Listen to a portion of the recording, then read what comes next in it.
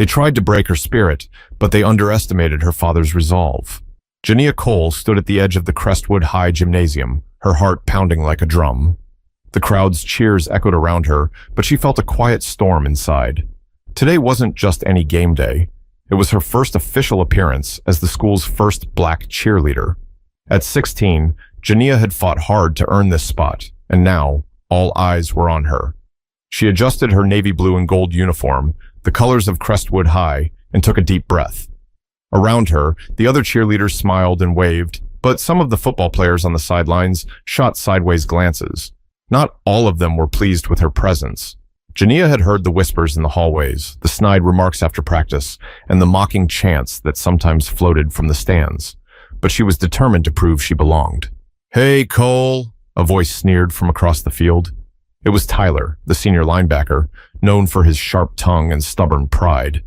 "You sure you're cut out for this? Cheerleading's not really your thing." Jania's jaw tightened, but she kept her smile steady. "I'm here to cheer for the team, just like everyone else." Tyler laughed, loud enough for a few others to join in. "Yeah, right. Just don't mess up the image, all right?" The insult wasn't just about cheerleading. It was about fitting into a mold they'd grown comfortable with. Jania felt the sting, but she refused to show it. Instead, she focused on the game, on the rhythm of the cheers, on the energy she wanted to bring. After the game, the hallways buzzed with students swapping stories about the win. But Jania noticed the cold shoulders from some teammates and the quiet avoidance from others. It was clear that while some were happy to have her around, others weren't ready to accept change. That evening, at dinner in their modest home in Tulsa, Oklahoma, Jania's father, Commander Elijah Cole, listened carefully as she recounted the day's events. Elijah was a Navy SEAL, a man who carried calm and strength like a shield. He had always taught Jania to stand tall, to face challenges head-on, but also to choose her battles wisely. "You did good today," he said, his voice steady. "People will try to knock you down when you're breaking new ground. But remember, you're not just fighting for yourself, you're opening doors for others." Jania nodded, but the weight of the day pressed on her. She wanted to be strong, but the loneliness was real. But this was only the beginning of the storm she was about to face. The next few weeks turned into a gauntlet of microaggressions and outright hostility. During practices, football players would accidentally knock into Jania, sending her tumbling. The cheers she suggested were dismissed, her ideas ridiculed. Tyler and his crew made sure she knew she was an outsider, that she didn't belong. One afternoon, after a particularly brutal practice, Jania found her cheerleading uniform defaced with crude remarks and racial slurs. It was the last straw. Tears welled up in her eyes, but she refused to let them fall. Instead, she balled up the uniform and stormed off to the locker room. Later that evening, Elijah found Jania sitting on her bed, staring blankly at the wall. He sat beside her, his presence a silent reassurance. "They messed up my uniform," she said, her voice barely above a whisper. Elijah didn't say anything, but his eyes hardened. He knew this wasn't just about a uniform. It was about disrespect, about hate. He had faced his share of prejudice in his own life, and he had always taught Jania to rise above it. But this felt different. This was targeted, personal. "What are you going to do?" he asked gently. Jania hesitated. "I don't know. I want to quit. It's not worth it." Elijah wrapped an arm around her shoulders. "Quitting is easy, Jania, but you're stronger than that. You have a right to be there just like anyone else. Don't let them drive you away." He paused, choosing his words carefully. "Sometimes you have to show people that you won't back down, not with anger, but with strength, with dignity." The next day, Jania wore her defaced uniform to school, not as a sign of defeat, but as a statement. She walked through the halls with her head held high, ignoring the stares and whispers. When she reached the football field for practice, she laid the uniform out on the bleachers for everyone to see. Tyler and his friends snickered, but their laughter seemed hollow. Jania had taken their weapon and turned it against them. She had shown them that their hate wouldn't break her, but Elijah knew that showing strength was only the first part of the battle. Days passed, and the tension in Crestwood High didn't ease. If anything, it grew heavier, like a storm cloud hanging over the school. Jania's courage inspired some students, but it also made the senior football players more determined to push back. One Friday evening, during a home game in Tulsa's Memorial Stadium, the atmosphere was electric. The stands were packed, the band played loud, and the cheerleaders were in full swing. Jania stood at the front, leading the crowd with energy and passion. But behind her, she could feel the cold eyes of Tyler and his friends. During halftime, a prank was planned, one that crossed every line. As Jania and the squad prepared for their routine, a bucket of foul-smelling liquid was dumped over her head. The crowd gasped, some laughed. Jania froze, dripping and humiliated in front of hundreds. Her teammates rushed to her side, but the damage was done. She wanted to disappear. Back in the locker room, Jania's hands trembled as she wiped the mess away. Her voice cracked when she spoke. "This isn't just bullying anymore. It's hate." Elijah was waiting for her when she got home. He didn't need to ask what happened. The smell told the story. "Knew it would get worse," he said quietly. "But you're not alone." Jania looked up, eyes full of pain. "I don't know if I can keep doing this." Elijah took a deep breath. "I've trained for situations like this. Not with force, but with control. We're going to make sure the school understands what's happening. You deserve respect, not this." That night, Elijah drafted a letter to the school board requesting a meeting. He wanted to speak, not as a Navy SEAL, but as a father who refused to let his daughter be broken. But standing up to an entire community would take more than words. The Crestwood High School board meeting took place the following Wednesday evening in the school's auditorium in Midtown Tulsa. The room was packed. Students, parents, teachers, everyone wanted to know what Commander Cole had to say. Jania sat beside her father, her heart pounding. Elijah approached the podium, his presence commanding. He began by thanking the board for their time, but his tone quickly turned serious. "My daughter, Jania Cole, is the first black cheerleader in the history of Crestwood High," he stated, his voice calm but firm.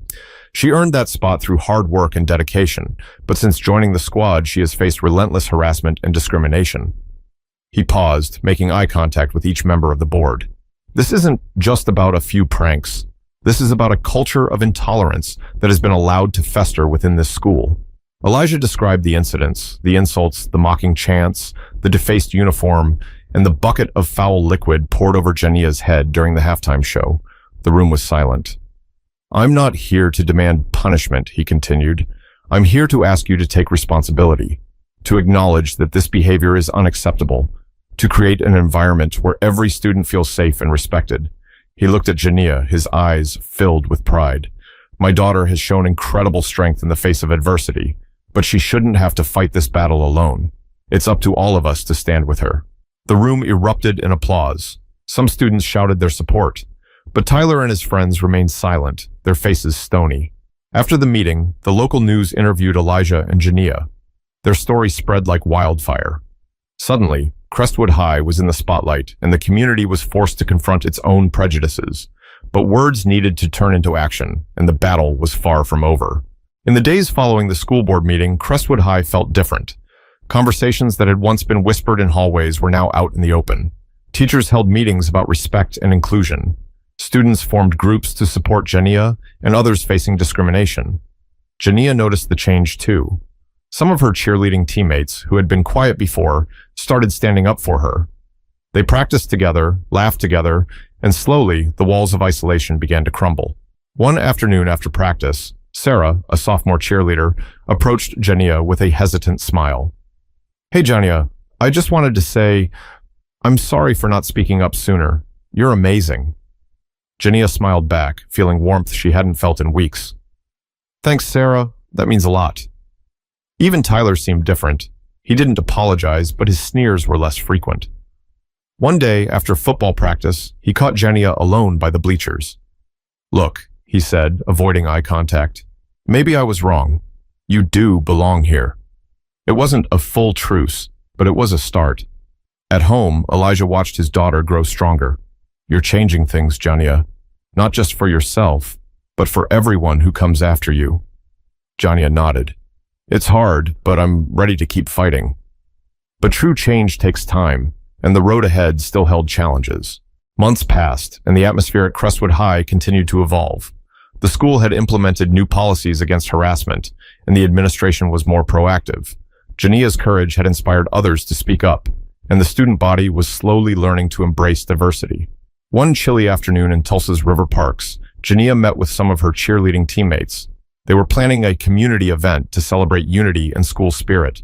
The energy was infectious. "Jania, you've changed everything here," said Mia, one of the senior cheerleaders. "We're lucky to have you." Jania smiled, feeling a sense of belonging she had never known before. But the real test came during the final football game of the season. The stadium was packed, the crowd buzzing with excitement. Jania led the cheer squad with confidence, her voice ringing clear. During halftime, Tyler approached her. This time, there was no sneer, no mocking tone. "You did good out there," he said quietly. Jania looked up, surprised but grateful. "Thanks, Tyler." The two shared a brief nod, an unspoken acknowledgement of respect. Elijah watched from the stands, pride swelling in his chest. His daughter had faced fear, rejection, and hate, and had come out stronger. But the greatest lesson was yet to be learned. The school year was coming to a close, and the air was thick with anticipation and hope. Jania stood on the field one last time, her cheerleading uniform crisp and clean, her smile genuine. The crowd cheered louder than ever, not just for the game, but for what she represented, a symbol of courage, change, and resilience. After the final whistle, the team gathered around Jania. Tyler stepped forward, this time with no trace of hostility. "You showed us what it means to be brave," he said, "not just on the field, but off it. You taught us all something important." Jania looked around at her teammates, friends who had become family. She thought about the long road she had traveled, the pain, the isolation, the moments she wanted to give up. But she had kept going, not just for herself, but for anyone who had ever felt out of place. Later that evening, at home in Tulsa, Elijah and Jania sat together on the porch. The sky was painted with the soft colors of sunset. "Dad," Jania said softly, "I learned something this year. It's not about fitting in. It's about standing out for what's right." Elijah smiled, his eyes reflecting pride and love. "That's a lesson worth sharing." And so, Jania's story became more than just a tale of hardship. It became a call to action, to stand up against intolerance, to support those who are different, and to believe in the power of courage and family. If there's one thing to take away from Jania's journey, it's this. Change doesn't come easy, but it always starts with one brave step. What will your next step be? Thank you for following Jania's story. If you found this inspiring, share it with someone who needs to hear it today.